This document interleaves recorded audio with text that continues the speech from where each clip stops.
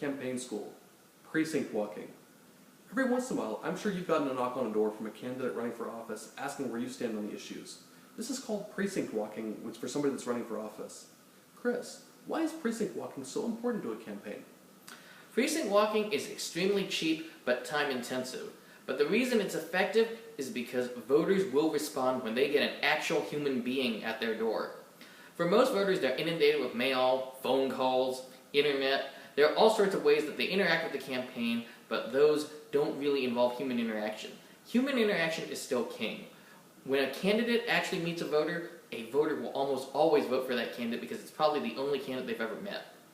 And if it's a volunteer for the campaign that the candidate has sent to the voter, then the voter has likely still only met that volunteer and no other human being involved with the other campaigns.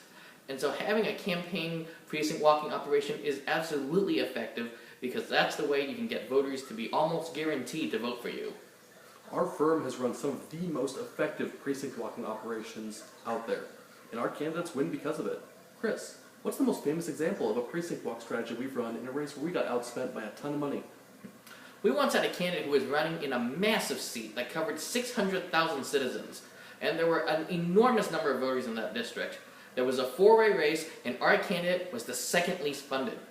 And yet, through his effective precinct walking operation that we consulted on, he managed to win that seat, even though he was far, far outspent by candidates who had a lot more mail and a lot more money. That's absolutely right. It doesn't matter how much money you spend, it matters how many votes you get at the end of the day. Check us out at www.custom-campaigns.com.